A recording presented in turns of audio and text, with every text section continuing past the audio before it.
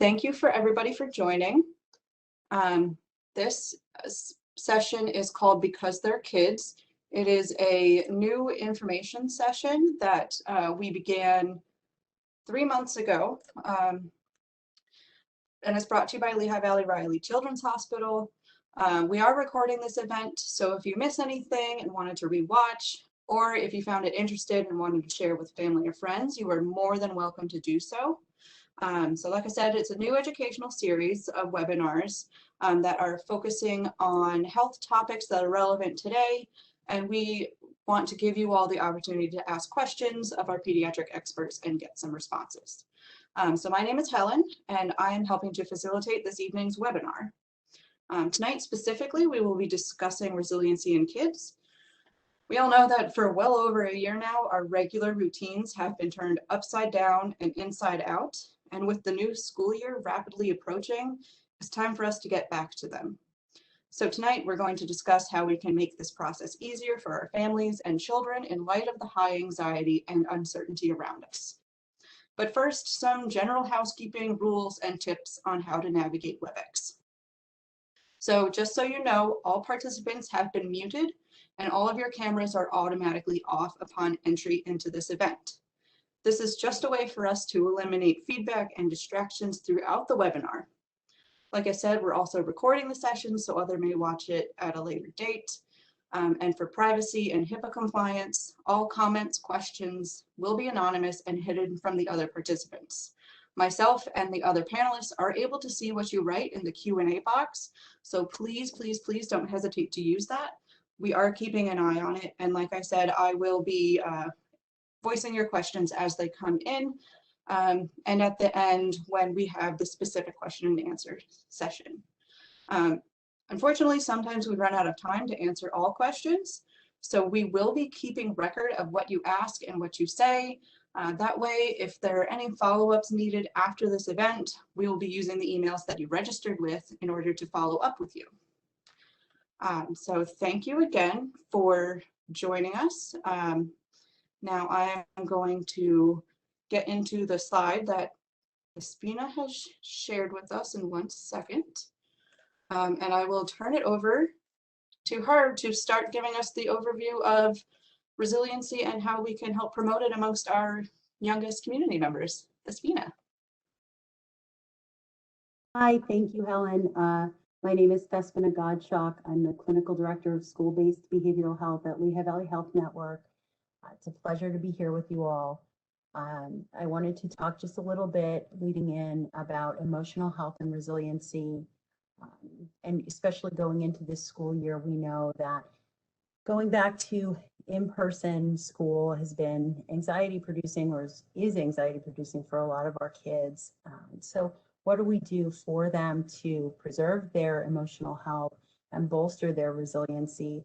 And, you know, when I talk about resiliency, I really just mean helping them and supporting them to be able to adapt to changes successfully in a healthy way without taking on significant amounts of stress that can lead to emotional distress and mental health issues, physical health issues. So what are some things that we can do? And there are really 4 things that I want to focus on.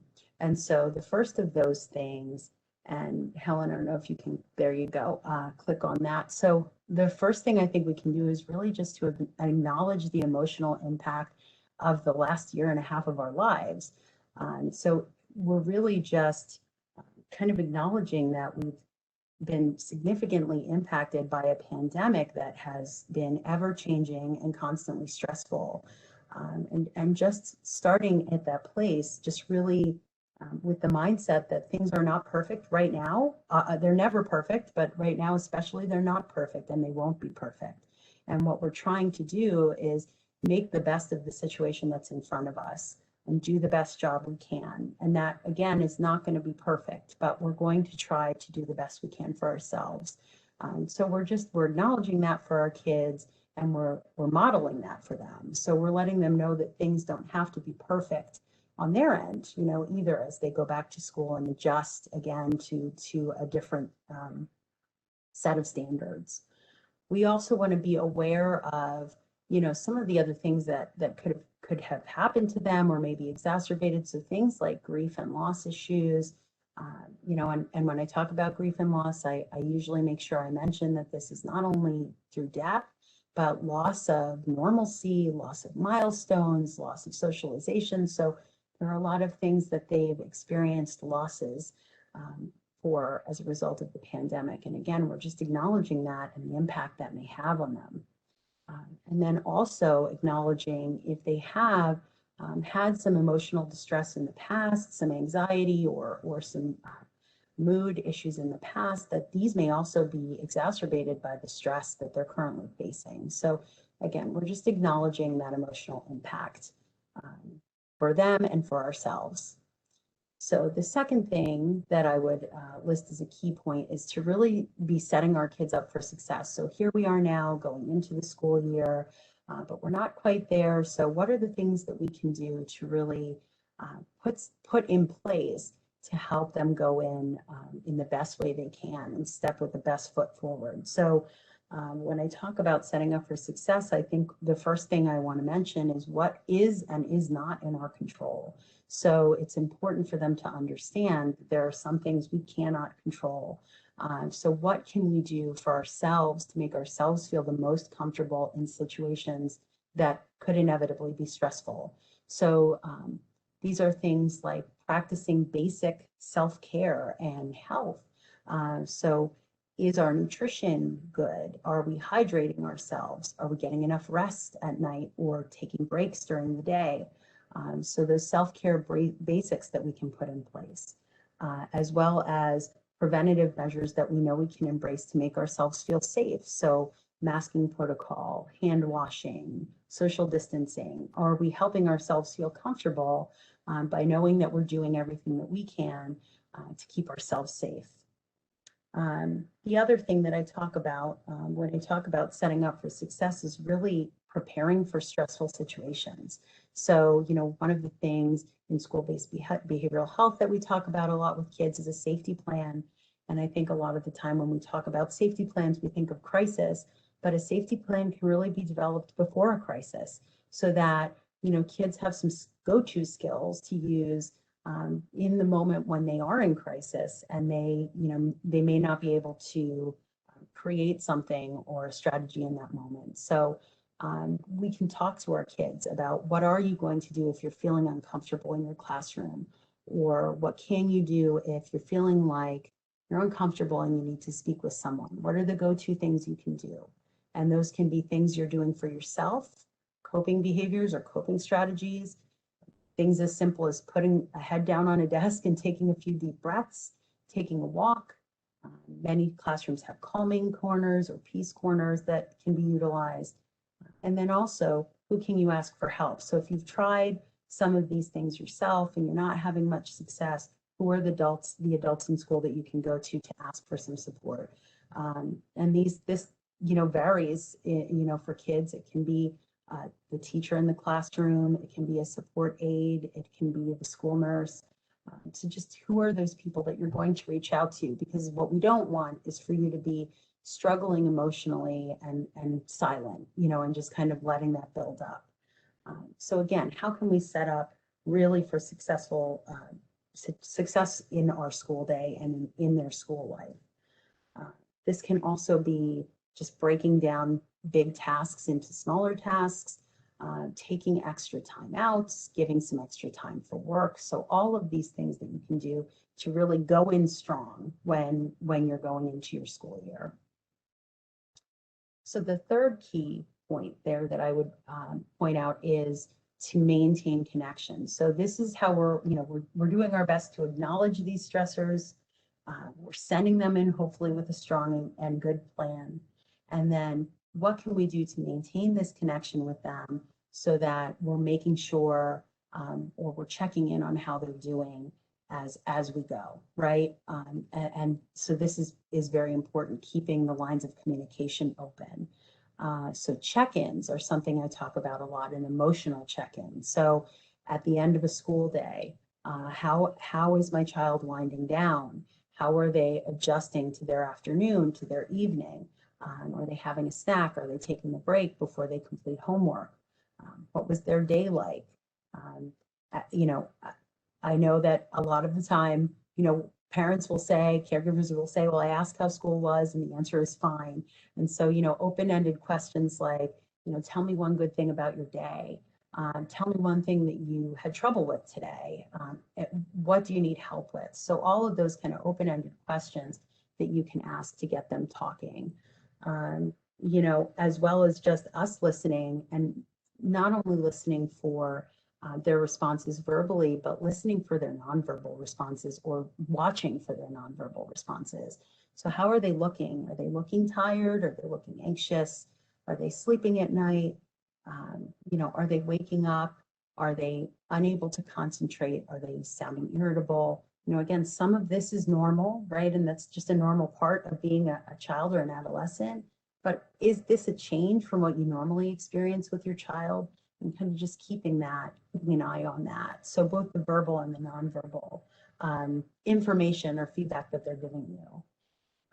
And then really, you know, helping them to know that you can problem solve with them. So, you know, if there are problems and they're coming up, you're there with them to help problem solve. So if this problem is too big for just you, I'm here with you and we can problem solve this together. And I'll make sure that, you know, we put some things in place in real time to really help you out and make this a little better, a little more comfortable for you. I also, you know, instilling hope is important. And so one of the things that I say to kids very regularly is things won't always be this stressful, right? So things are very stressful right now, especially I think even just the anticipation of going back into school may be actually more stressful than getting there and being there, you know, so things won't always be this stressful. And if you can look back on a time that was stressful, what worked for you during those times? So what are some things you did for yourself that were good and healthy and helped you to kind of support yourself through your stress? And so the last thing I want to mention is really just involving supportive services when you need them. And, you know, reaching out and this is really can be a multidisciplinary approach. So obviously physician, but also school personnel, teachers, school counselors, behavioral health supports.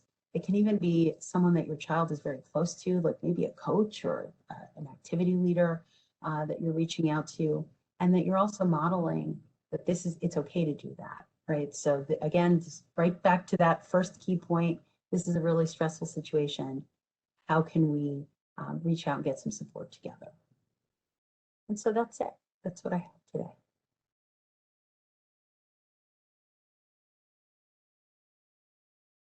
Great, thank you. So Doctors Omar Vashista, would you like to jump into your topics after this, and then we can open it up for questions? Yeah, sure. Let Sajeev go, and I'll wrap it up at the end. Sounds good.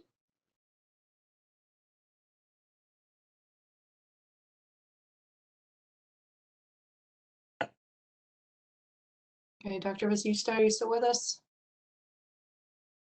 Hi. Hi. So my name is Sanjeev Vasisha. I'm a pediatrician in the east side of town in Bethlehem, and I've had to deal with this whole new situation myself as well as my practice, and you know it's something stressful for all of us. So I could see that my families had to deal with it. Before I say anything, I want to recognize all the hard work of the parents who have basically become free teachers, unpaid teachers this whole last year and a half, and have been working so hard with these kids. I agree with Tespina that we need to recognize that these kids are hurting.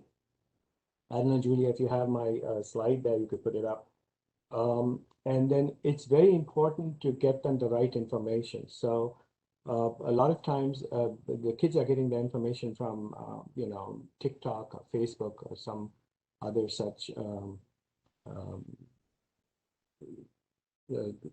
media, but they need to, you know, the parents need to get right information, like what's the real facts about the situation from the CDC website, or even LBH Pediatrics has a PEDS Partners app that you can search for, symptoms. Is this a symptom of COVID? Am I okay to go to school? And what kind of resources do I have for help? I try to, in my own practice, always ask the kids, like, what one good thing happened with you last week? So if just to kind of get them into the habit of recognizing positive triggers. So we know and we recognize that they are stressed out. So we try to make them think of what is one thing that made them happy that day. And that's why I put that thing there, the bird watcher technique, where the bird watchers can actually spot in a forest when you take a walk with them, some little bird sitting on a branch, which if I'm walking with them, I would never realize that that's a bird pack, and they would know all about it. So they're recognizing of little things that made them smile. So I do the 3 good things method. This is what I learned from the College of Wellbeing in the UK. A wonderful resource. Chris Johnston's a doctor who's retired and just working on happiness. And he talks about what's good in your life today. What can we be grateful for? And what's gone well? Was there any role that I played in what happened? And so a lot of my kids, even not through the COVID, even from before, I make them do a gratitude journal, where at the end of the day, they document one positive thing that happened with them. And studies have shown that if you do that for a month or 2, your happiness level goes up, your anxiety comes down. So there's a lot of things we can do without medication. As physicians, we monitor the kids when they come in for their checkups for anxiety, depression, any mental health issues, any stressors.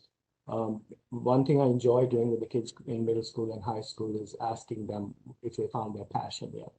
And they're always excited to talk about it. So what is your passion? And it's not the pretty girl passion, but what's the passion in life? What have you found that you want to do for the rest of your life? And it's just amazing how easily they open up and they want to talk about all their dreams and their hopes and their fears. One big positive thing that's happened, and I put in an article in the morning call about all the positive things that happened to us in this last year through the COVID, through this dust storm that we went through. And it was amazing to find all those things that you could actually smile about. One positive thing that's happened is telehealth. And telehealth has been so good for me and for my patients. I can see the whole family and the dog and, the grandma there in the corner, everybody on the video. And so it's so reassuring that they can still connect with their physicians without having to worry about, coming into an office and being scared. Is it clean? Are we going to get sick? So that anxiety goes away. It's also opened doors where the teenagers can actually contact me and let me know privately what they're going through because they're scared, they don't want to upset their parents about something. So that's opened a whole new way that physicians can solve the problems of some of these, at least make an effort. Don't forget, we are not psychiatrists. I mean, I haven't done a course in psychology.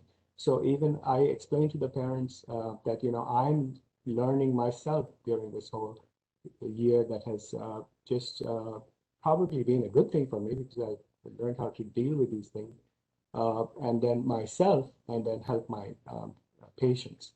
So, but I mean, the families have been so receptive and amazing. And there's never been a day when I ask them how they're doing, they don't come back and ask me, Dr. V, how was your day today? How have you been? Have you been keeping healthy? They're also worried about my health, and that's very, very humbling and such a good thing. I do always talk about mindfulness and practicing mindfulness. So a lot of my kids have the apps. There's a couple of good apps that parents have used. One is Headspace. There is 10% Happier, which I use personally. The amazing apps. I tell them to do it as an exercise program. It's just a simple breathing exercise, and they do it on a weekend with the family. That has helped a lot. So there's a lot of things they could do to kind of allay some of that anxiety and the nervousness about getting back to school, getting back. Obviously, if they can mask, they can get the shots if they're eligible. That's a fantastic, scientifically proven thing that can avoid them from getting sick. So why not do it? So I try to encourage them to do that. What else? I'm trying to think if there's one thing big positive. No flu. I did not see a single case of flu all year. Last winter, I was inundated with flu. And the one thing that protected the kids was the mask. So that is something positive, and that is amazing. So the other thing is I keep telling the parents, remember, you are their mentors, you are their support system.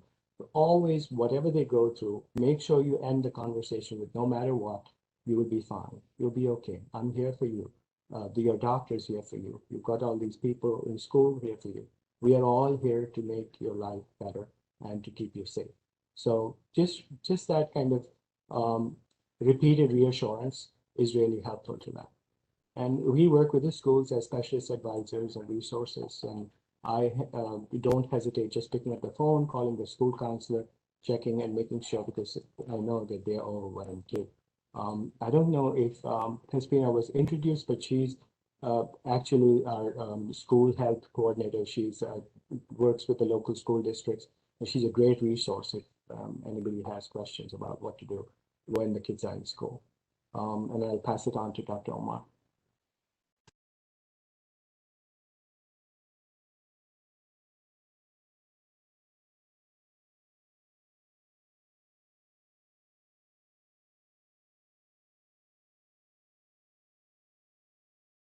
We can't hear you. Do you need me to unmute you? Here. I'll unmute you, Dr. Omar, whenever you're ready. Go ahead. All right. Thanks. So I repeat, I thought I was unmuted. Anyhow, I'm Hatem Omar. I'm a specialist in adolescent medicine, meaning teenagers. And I chose not to put slides because I just wanted to have a conversation, and hopefully we would have more questions at the end. I think what I'm going to talk about is teens, not the small kids. I'll leave that to the rest of the panelists. So generally, teen years are the most difficult in anybody's life. It is the bridge between childhood and adulthood, and it has to achieve specific goals for these kids to get to their adulthood and be productive adults. And anything that disrupts that growth and development causes major problems later in life, in adulthood. And one of the most common myths or misconceptions that most of us grown-ups believe in is that, well, when we were teenagers, we were different, or today's teens are different than teens 50 years ago or 100 years ago.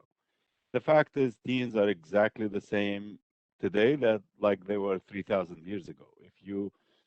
If you read something from Plato from 3,000 years ago or Aristotle, and if I cover the date, you'll think that somebody said that yesterday. So throughout history, adults always thought that teens are different today than they were when they were teens. But the reality, if you are honest with yourself, you will remember that you were doing the same things that today's teens are. What really changed is the environment around them. When we talk about teens and say, all right, well, in the last 50 years, suicide rates in teens have tripled. And then we go back and look 50 years ago, what was different? What was different is that we had more family connections, more cohesiveness. Like I ask almost every teen I see, when was the last time you had a family meal? And 10 years ago, 20 years ago, maybe half of them would look at me and say yesterday or a week ago. Now, the vast majority of teens look at me like I'm from Mars or something. What does family mean? Families are not getting together. They're not doing something together. And if you look throughout history and the best research that was ever done on teens, you're going to find something in common. A teenager is going to do fine, no matter from where are they from the world, what ethnic origin, what religion, what color they are. A teenager that three simple things. One is to have an adult that they can trust. It doesn't have to be a parent necessarily. It can be an uncle, an aunt, a school counselor, a teacher, a doctor, just one adult that they feel comfortable with. If they have a safe place to interact with that adult, and most importantly, if you give them something useful to do. Any teen that have these three things will be less likely to be a drug addict, will be less likely to be a criminal, more likely to succeed and to be good and to be a productive member of society. And this is where I think our 32nd President FDR wrote once that we cannot build the future for our teens, but we can build our teens for the future. And should we have listened to him at the time and did that, we probably would be in a much better place today, because we can't really build everything for a team. But if we can build our team to be able to adjust to everything, then it will be a lot easier solution for them. And that's in normal times. So when you think about not normal times, like times of war, times of disasters, and times of COVID-19, which really turned our lives upside down, not just for kids, but for adults as well. So all of a sudden, that 13-year-old who was just starting to experience what peer group means, what activities, what is fun, what is not fun, and now all of a sudden we tell them, you can't get out. You are stuck at home. You can't have the activities that you used to do, mingle with your friends, or go play a sport activity. All of a sudden, their family that had steady income lost that income, and it becomes a big problem in some families, even finding food for these kids, let aside other things. They're missing their friends and their activities. And so practically their entire lives have really changed overnight, and they're missing out. Every month that goes away, that's a 1 month that they would have used to develop in their brain to continue to grow and things be different. And it is no surprise to any of us who work with teens that we have witnessed increases in anxiety, increases in depression, increases in suicide rates, eating disorders, sleep disorders, internet addiction, all those things that the lockdown and the pandemic had contributed to. So I get a lot of, even during the lockdown, a lot of emails and texts from teens, and I ask every one of them to just give me with one word how they feel. And that was last June, like 3 months into the lockdown. And it was interesting to see, like the most common answer I got was anger. The second one was sadness. The third one was confusion. And surprisingly, one of them was hope. Because some of those teens who had good support system felt that their relationship with their families actually got better. And, they felt more hopeful that maybe their life will be better afterwards. So what can we do, as now our teens are going to go back to school after a long time of not being in school?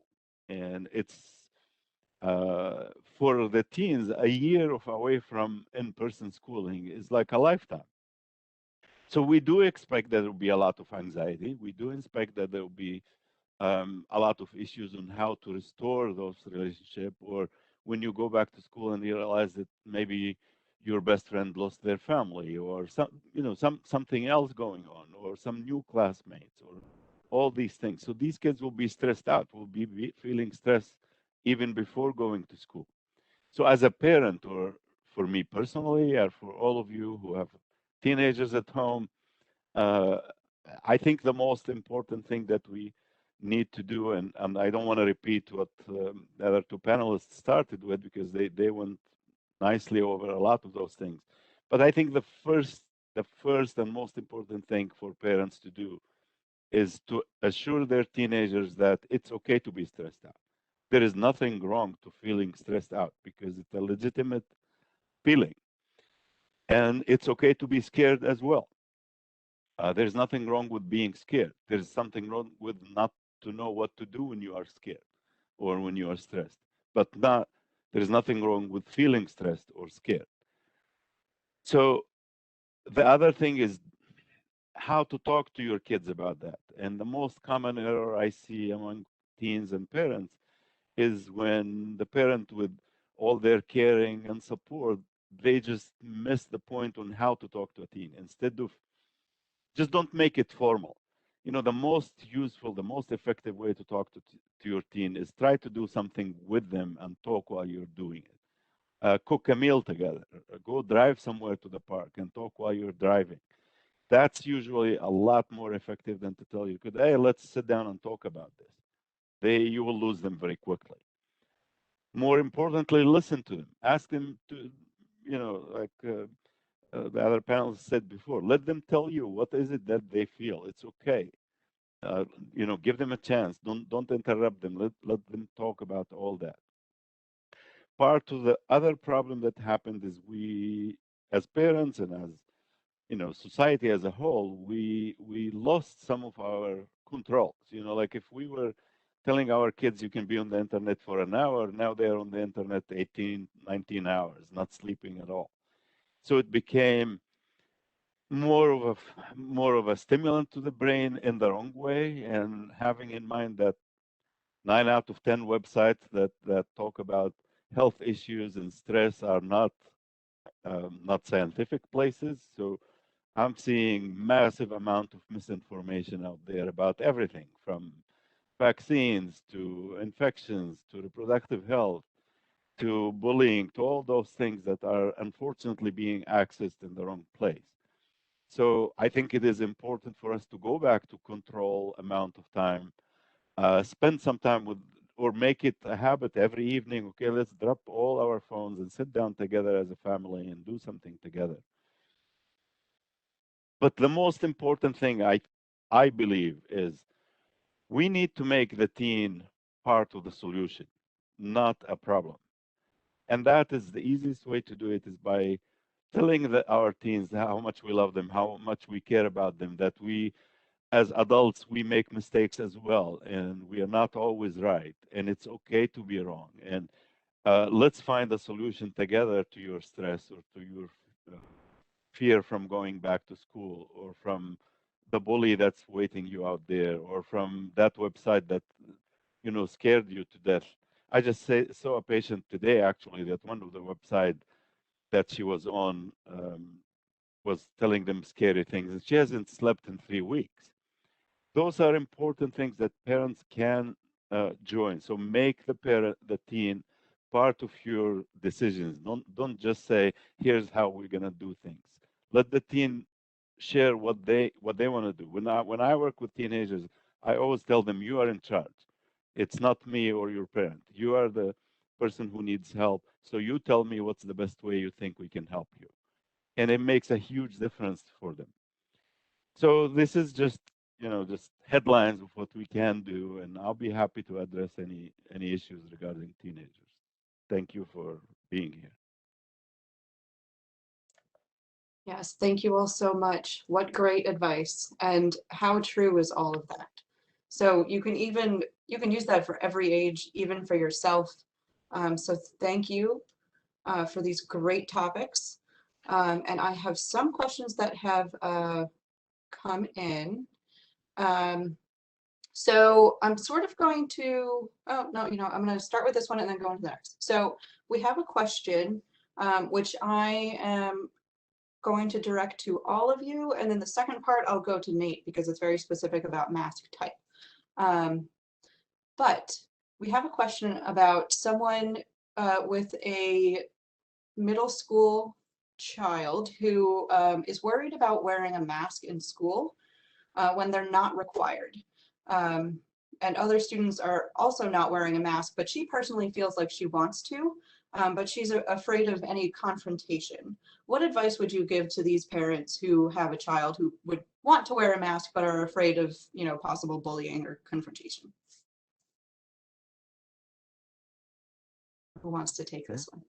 It's a loaded question, right? No, I can start with that. I mean, middle school is my area as well. You know, they're going into their teen years.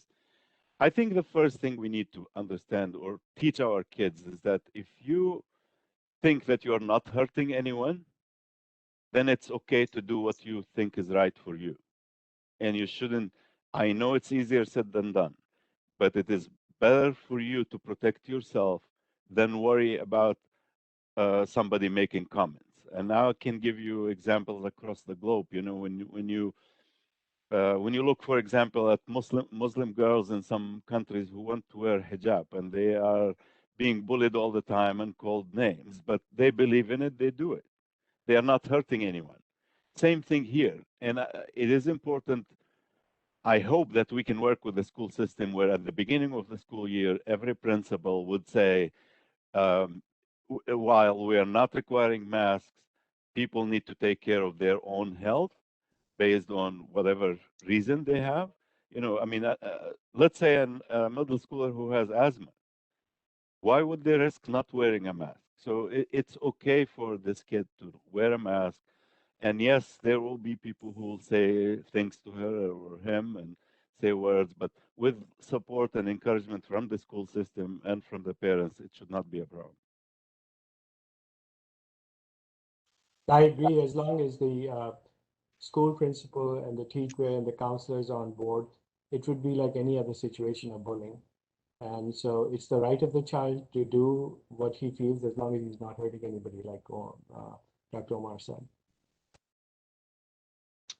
Yeah, hi, this is Nate Hagstrom. Yeah, I'll comment. Thank you so much for the question, and thanks to Tim and Sanjeev for taking on with some great answers. And yeah, I think it's terrific that this middle schooler is wanting to wear a mask. It's showing some resilience. One of the best sort of descriptions of resiliency that comes from somebody who trained me during my residency, Ken Ginsberg, is the 7 C's.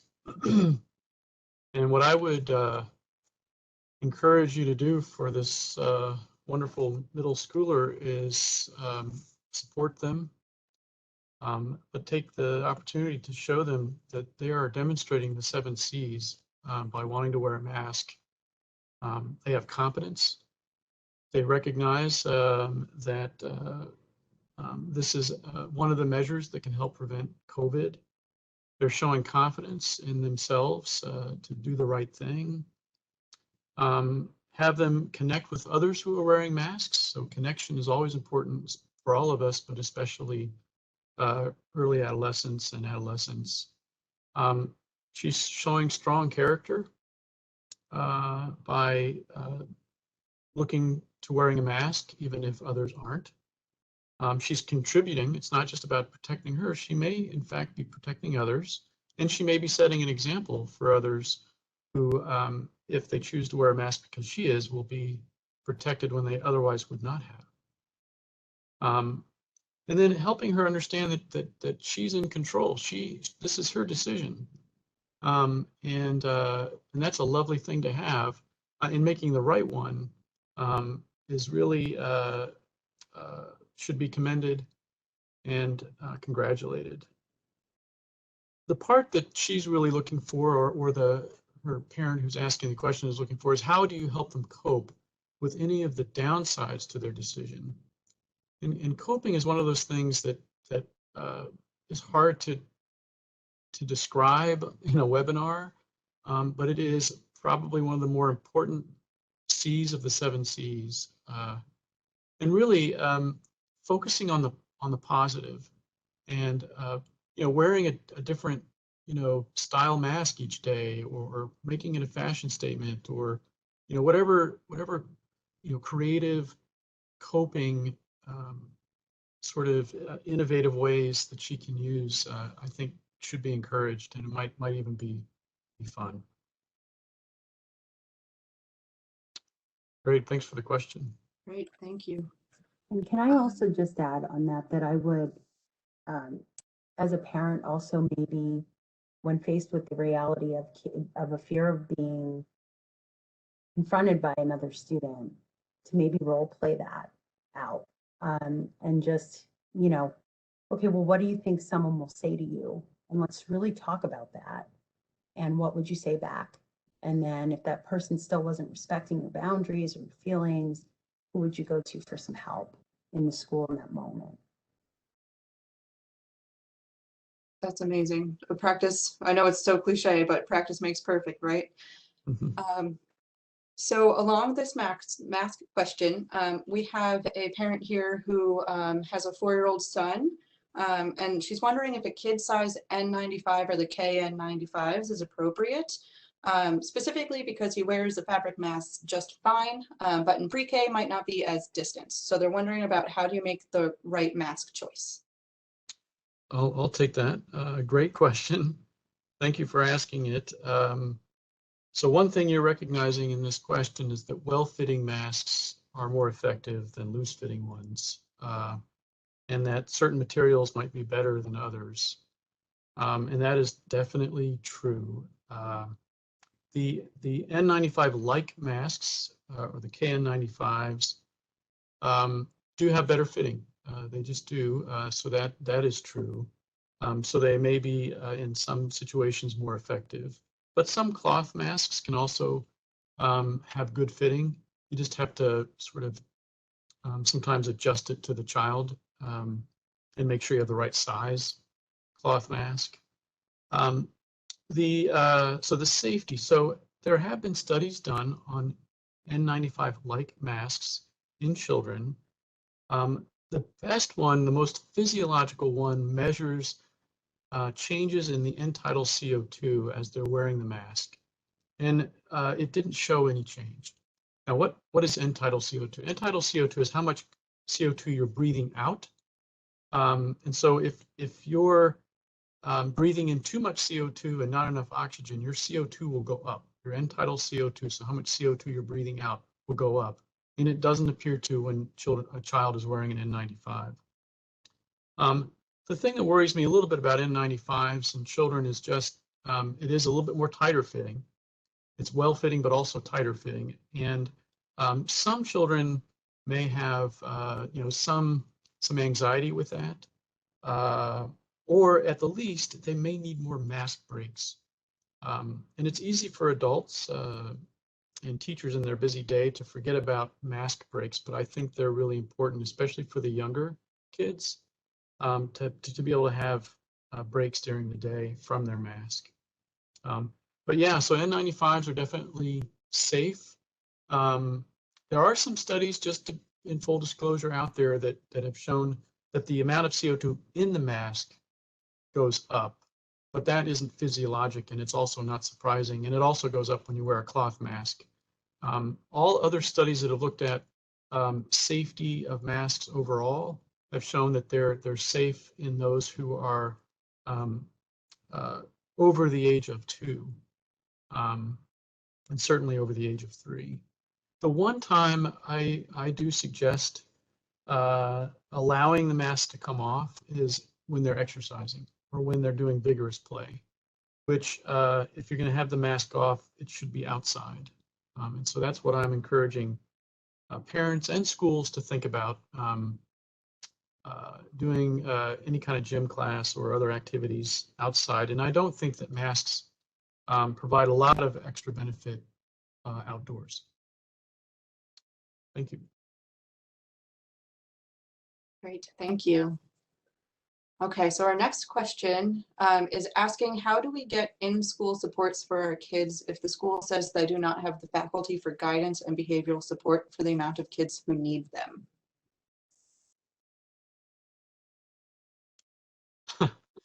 I know, mental health needs are huge. Tess has, along with her colleagues, have been spending the last 2 years trying to answer that need. But to this person's point, the demand still outstrips the supply, if you will, of our behavioral health specialists and other professionals who can help children with either emotional stress or mental or behavioral disorders or conditions. And we, continue to advocate for finding creative ways like our school-based behavioral health program.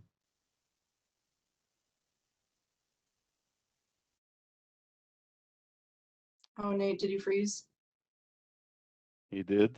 Let me Oh, just no. add in the meantime that our practices also have embedded counselors. So we do have behavioral therapists in the practice in case parents are in need of some short-term counseling, even if it's for 5 or 6 sessions.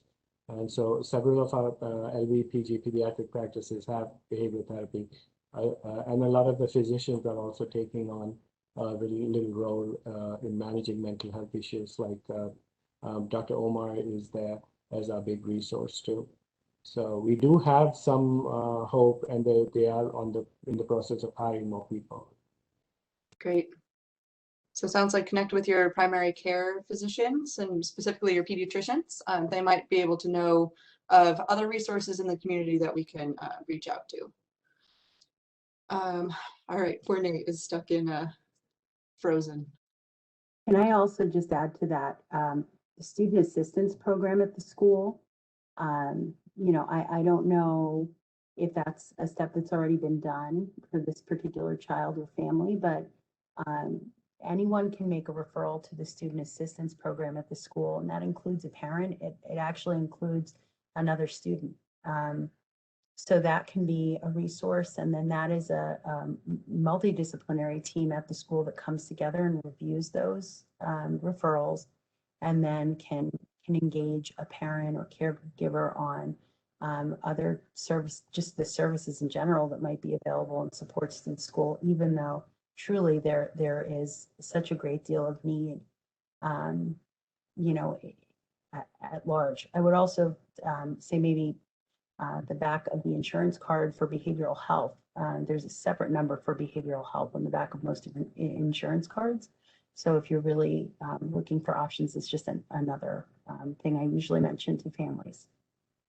Let me just add that LBHN also has this population health program where we have this amazing resource where they can, if you refer to them, they can try to coordinate the mental health needs, whether is it from medication, is it just for therapy, or they need a social worker to help with their family situation. So that's the population health department.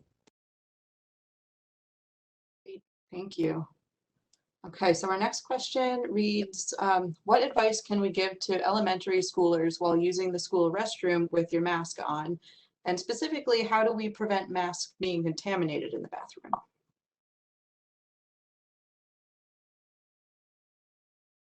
You mean when they're washing their hands and touching their face? Yes. Just, the one thing that in primary care, I mean, I've seen a lot of viral illnesses last year, which I haven't seen this year at all. So till the daycares opened up in April, we had hardly any, we had no flu. I didn't see any flu in medicine farms, but we also had very little upper respiratory infections.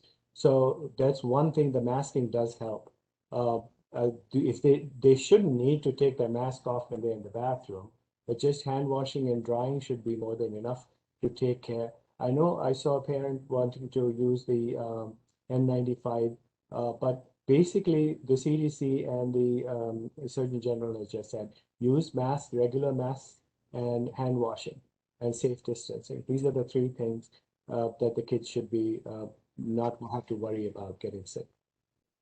And then, when you have cloth masks, you go home, you wash it. And we have been masking just with a regular mask and gloves and or hand washing and with the gown if necessary. And the providers, the physicians and the nurses and the staff have been reasonably healthy. We've not lost a lot of colleagues. Yeah, and I know I'm the facilitator here, but I can tell you what I've seen my friends do with their kids and their masks. If they needed to take them off for a mask break, each kid has their own little Ziploc bag that when they take it off, they put it directly into the bag and they can use the restroom, wash their hands, and then once their hands are clean again, put them back on. So that's one idea that might help.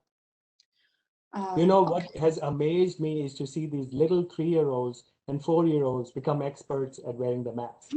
And pulling it down when I'm wanting to, I have to check their throat and putting it back up. A 3-year-old child, 2.5-year-old child is telling me, Dr. V, I got my mask on, and not stressing about it. And in the meantime, when I was starting, most of my masks had my coffee in it because I didn't realize I'm wearing a mask and I'm sticking the coffee in my face. So God bless them. I know, they're quick. Okay, next question.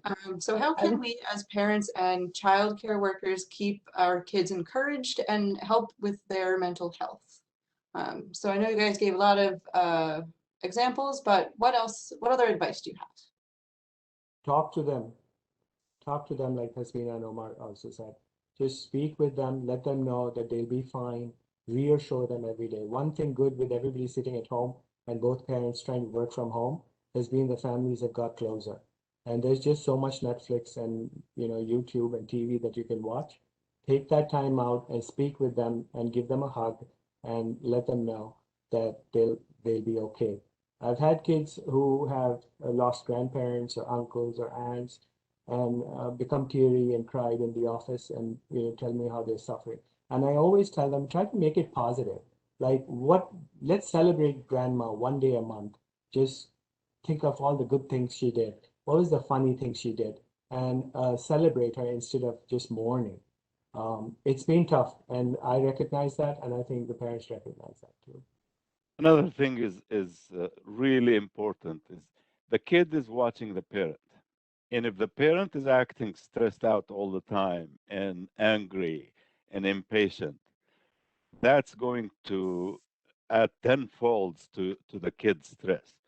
So I understand how difficult it is for the parents, especially parents who lost loved ones or got sick themselves or lost their jobs. But it is crucial for us as adults to lead by example and to reassure our kids that, look, I can't guarantee that everything is going to be perfect, but we can work, go through this together and make it better. We can survive. I mean, I was unlucky or lucky because I was born in a war zone, and at very young age, seeing people getting killed and bombs falling and whatever. And what saved me and my siblings, we were 10 of us, is how our parents dealt with it. We watched how they dealt with it. We learned from them and moved on. And I think in this, I talk to teens every day because I see a ton of them here. And every one of them tells me the same. The ones who are not doing well tell me my parents' stress or whatever. I mean, it made me more stressed out. And now I am in worse shape than I was. And the other kids who are doing great say, the way my parents handled it made it easier for me to handle it. So it is really important for us, the grown-ups, to take charge, to be the leaders, to handle things by example, and that will make our kids feel better. And just continuing on Dr. Omar's point, especially in the beginning, the parents were watching TV a lot and getting updates on their YouTube. They would try to protect their kids from all that news, and they would not be in the room. But I can tell you, the kids sense it, and they sense the parents' stress. So let's just watch happy stuff now.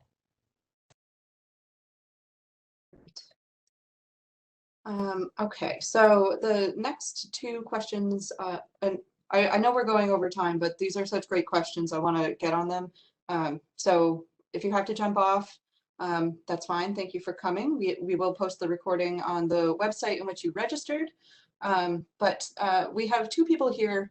One who is a cancer patient. I'm sorry you're going through that. And her son is worried about bringing COVID home from school. And then another parent has a son who has mixed feelings about returning to school. And he also has concerns about getting vaccinated. So some of these children have very complex concerns about returning to school. It's just not, I'm afraid of getting sick or not. It's much broader than that. So what advice do you have for these families? I mean, the first thing is that these are legitimate concerns. These are smart kids, obviously emphatic, who understand the risks. If you have an immune compromised person at home and you are worried about bringing infection, that's a very legitimate concern. and I think should be applauded, and we should encourage that kid. But at the same time, show him or her what are the safety measures they can take for this: wearing masks, getting vaccinated as soon as they are able to, if they're age 12 or up, or as soon as the vaccine is approved for younger kids. That will be extremely important for these kids to feel that they are not endangering their parent. The kid that is worried about going to school, that's again, let's have the kids right now are worried about.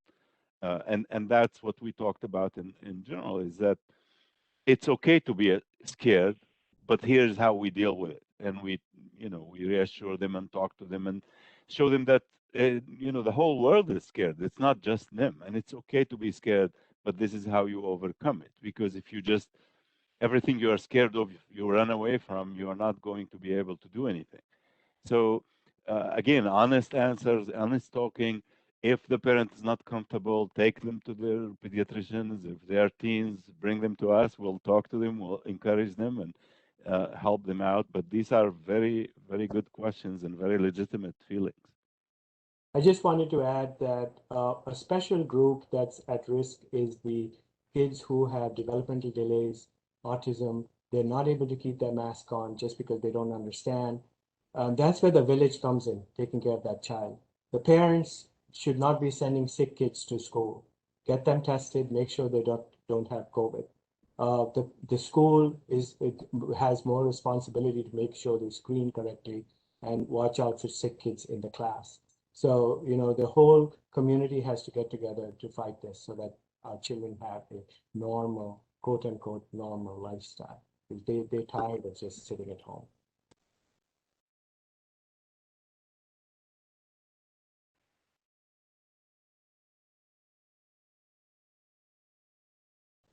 You're muted, Julia. Yes, I am. Thank you.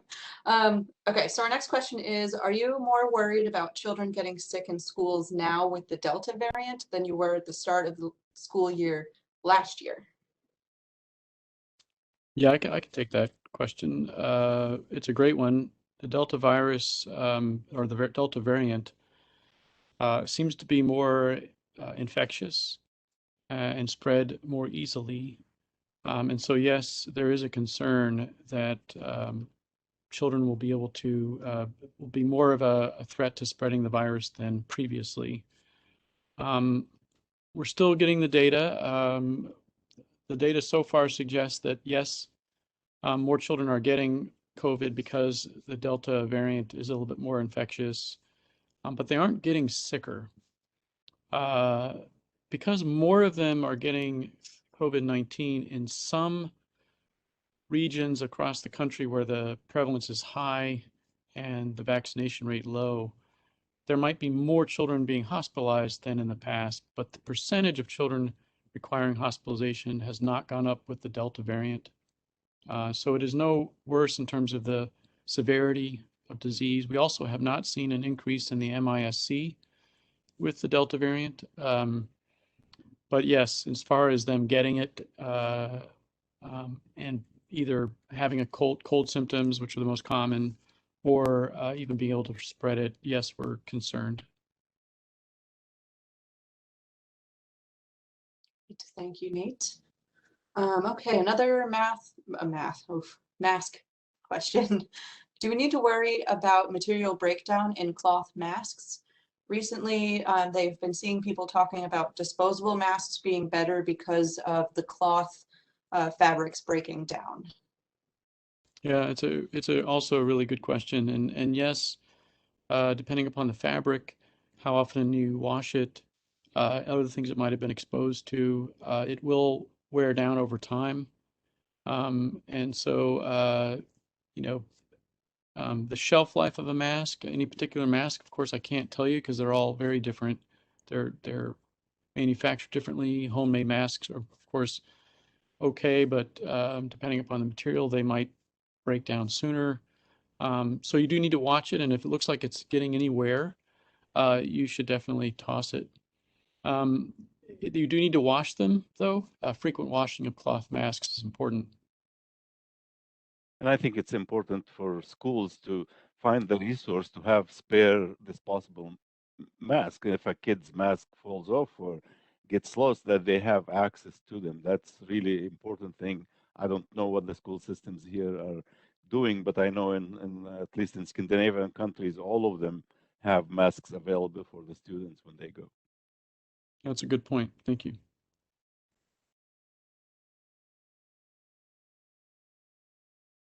Okay. All right. You did that one. Sorry, I'm just going back down the list. All right, Despina, I'm going to throw this one to you. So our one parent says, it seems like when kids need support the most, the school and behavioral therapists are not able to support as much, understandably so, because everybody is very busy. But what can parents do? I know we talked through some things, but it sounds like in the midst of, for lack of a better word, a crisis, and a therapist isn't available right now, what could we do in that moment? I hope I asked that correctly. Um, Oh, yeah. you're on mute now too. Oh, am I on mute? There you go. Perfect. Okay. Okay, now I'm good. Okay. So yes, that's a great question, and that does happen. I think that there are times when, unfortunately, our children are kind of having moments of real crisis, and we're not able to be there with them as behavioral supports or as the educators. I think there are a few things you can do. So again, I referenced that safety plan, and I think that is a phenomenal thing to put in place as for every child. Again, in the school-based behavioral health program, we do that from the very beginning with a child. We'll sit down and just talk about what is a crisis? What does that look like for you? How do you know that you're starting to go into a crisis, that you're starting to get really distressed, that you need some help? What are some things that you can do by yourself, right? So if there's no one with you, what are some things that you can do to try to calm yourself down? Again, there are some really great apps out there. There's a wonderful app called My3, which is a crisis app that we use with some of our adolescents. And in addition to carrying a safety plan on that app, you can also have access to people you can text, music you can listen to, visual images that are helpful. So that's one thing. For sure is how can you help yourself, and then second to that, who can you reach out to for support? Parents are normally on that list. I can talk to my mom or dad. I can talk to a caregiver, my grandmother, my uncle, and that's another piece of this is kind of the village that was referred to earlier. Who are some of the other supports in this child's life? I'm thankful to say that a lot of kids have multiple people who are supporting them and caring about them. So can we involve all of those people in this as well? Can you text an older sibling? Can you call an aunt or uncle or a cousin? So who are some other folks that you can call on in moments so that all of us are helping? And that includes, of course, the behavioral health supports, the educators, all of those people. But a solid safety plan is the first thing I'd say. And then second to that, if it's a significant crisis, county crisis support lines are available 24 hours a day, as well as suicide prevention lifeline, which is available 24 hours a day, the crisis text line, which is available as well. So there are a couple of on-the-spot crisis resources that I suggest to people in moments where there's no one else around and you're just really not sure what to do.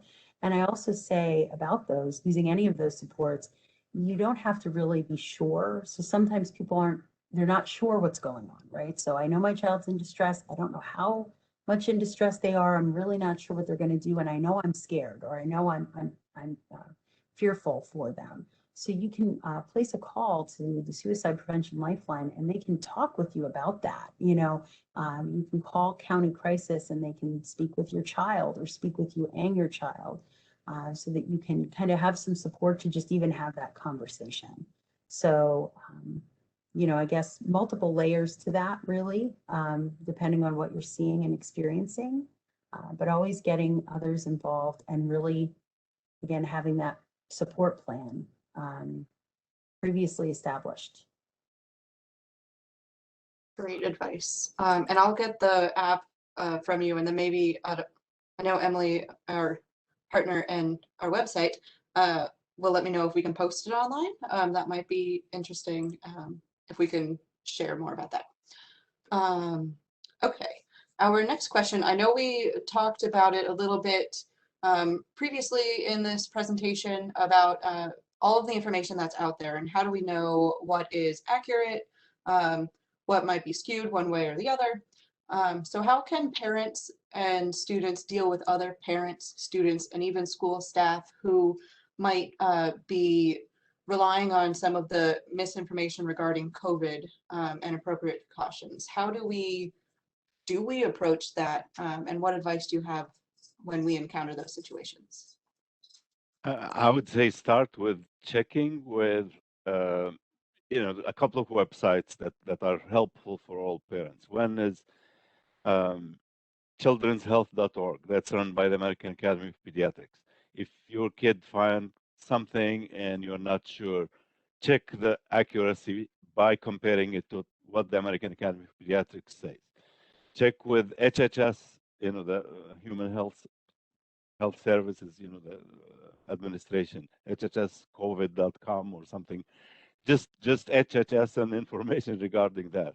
Check with the CDC website. Those are three really important places where you can find accurate information to compare it to the rumors that you are hearing, because it is scary. I mean, I get 12-year-olds telling me, "Oh, if you get the COVID vaccine, you're not going to have babies." Or these are the type of things that you can verify through those websites and make it an exercise for both the parent and the child together to look at it. Can I just add, I mean, the healthychildrens.org is a really useful website that even has Dr. Ginsburg Resiliency handout for parents. He was talking about the 7 C's. The other thing is the LVHN Pediatrics, LVPG Pediatrics, has our own app. It's called Peds Partner. They can download it into their phone. It gives you COVID information up to date. It talks about vaccine availability. I know parents are concerned, when will the children less than 12 get the vaccine? So there's a lot of updates on it. And there's also like a search thing if the child has symptoms and they want to search for help for that. The other thing that's been very useful in the last year is the MyLVHN, the chart, and parents can send us messages, which they don't have to sit and wait for the phone triage nurse to call them back. And we get these all the time with, rashes. Does this look like COVID toes? Or Dr. We just wanted to check and see what's going on with the vaccine, anything like that. There's no question necessarily parents should feel free to call, and that's a great resource, I think, because then you'll get it directly from your physician. Hi, this is Nate. This is a great question, and I think helping the parent and the student with this, I would start with recognizing that there's always going to be people out there who want to use misinformation to stir things up. And so the first step is to just take a deep breath and just recognize it for what it is. They're not only lies and misinformation, they're actually trying to push your buttons. They're trying to get at you. And the other thing, education and information and checking multiple sources is always a good idea, especially when something doesn't make sense.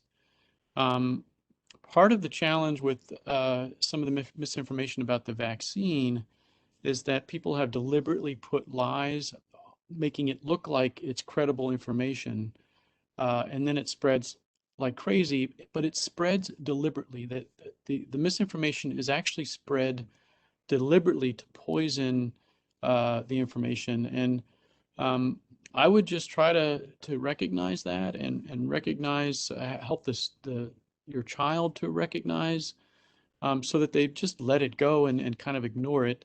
If they're confronted,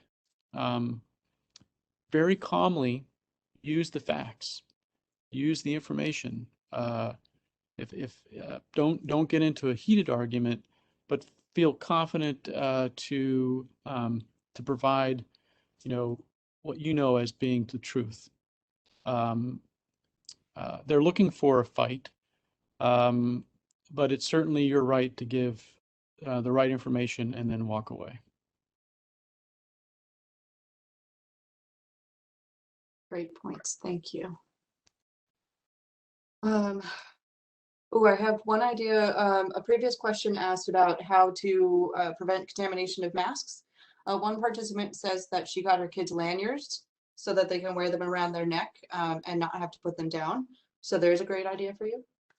All right, so we are over. So I'm going to limit it to the last two questions we have here. This one is about a potential shortage of school bus drivers in their school district.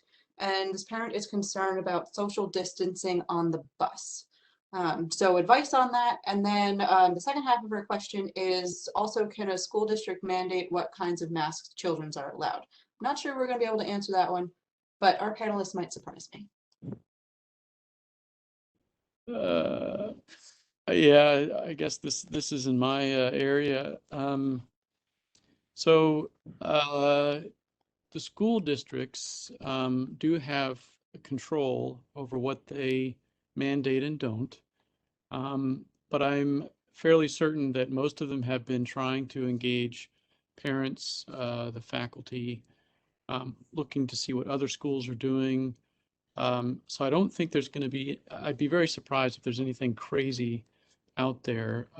I have encouraged schools, school officials, and teachers to please not create more angst and more confrontation and more trouble by being overly aggressive about enforcing what kind of masks. Obviously, there are some codes that schools need to follow about what might be written on the mask, and that's all fine. But if we start getting into deciding what kind of mask people should wear, I think that's a slippery slope.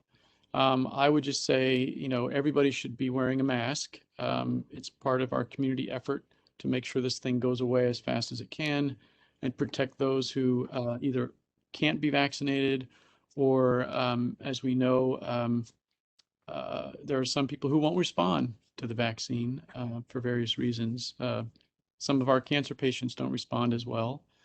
And so, my advice is to advocate for the right things in your school districts. Masks, well-fitting masks, but mask breaks, good ventilation, do things outside as much as possible, social distancing when possible, and encouraging sick people to stay home, good hand hygiene. As Dr. Omar suggested, having masks available for those who forget theirs or, lose it or it gets soiled. And I think, we'll all get through this. As far as the buses, so masks are mandated on public transportation. So that will be a big help. Yes, masks plus social distancing do add benefit, but just wearing the mask alone is going to be very helpful. And then hoping that the sick children stay home. I think, but it's a concern. It's a good concern to bring up. I don't have a solution for the bus driver shortage. There's a workforce shortage in most industries at this time. We're all struggling with it. And the school districts, I'm sure, are doing the best they can to fix that problem. Thanks. Thank you. Okay, the last question, and I'm actually going to follow up with this participant after this because it goes into some specifics, but I like the general question that they ask, and I think it's a good one to wrap up with. So these are huge problems we're facing, very stressful, high emotion, no matter what side of the boundaries you're on, for or against masks, vaccines, whatever. No matter what, we are all in such uncertain, unstable times, highly stressed. So how do we acknowledge this and the stress that we're all feeling, but without exacerbating it, without making it sound more scary than it is, even though sometimes it's really scary. But do you know what I mean? Like, how do we acknowledge it, but not make it worse by saying, you know, we're all stressed. We're all sort of panicked. How do we do it in a balanced way? I want them to remember 20 years ago when the Twin Towers were bombed. And I was in my office. I mean, I had a whole bunch of, screaming kids in every room. And when we came out to the waiting room and we saw what was going on TV, and we were all crying, and we were holding hands, and we thought, this is it. And I thought about that when this COVID thing hit us. And I realized that somehow the American population, we always deal with stuff. And then we, get hit and we get up and we stay strong. And you have to go back and read history, how much we have gone through. And this is just another dust storm that we are dealing with. We will be fine. We have to remember that. And it's now the 20th anniversary, we've been okay. So, this country has gone through many, many travails like that. And families have gone through stuff like that. As long as we all stay together and, just keep reminding ourselves. I tell the parents too, somebody had asked about what were those apps, and there's so many apps available, but I do the 10% happier myself every day, and Headspace is great just because he talks funny. But we will come through this, and every one of us should remember that. Just remember that. That's my thing.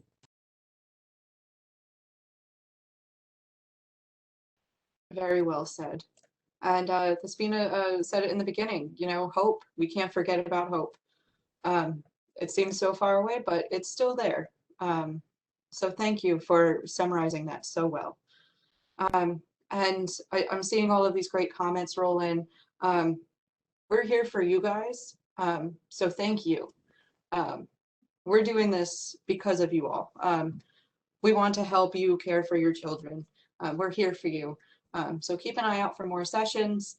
At the end of this, there should be a pop-up window asking for feedback, as well as any ideas for future presentations that you would like to hear about. So please fill that out if it pops up. I really hope it does. And we will be back again next month. And next month, it'll be about fall sports and concussion. And then the session in October is, it'll be getting colder. People will want to stay on the computers longer, but how do we try to reduce that screen time and do more play indoors? So stay tuned, keep an eye on Facebook, and register for our next sessions. Thank you all so much. Thank you.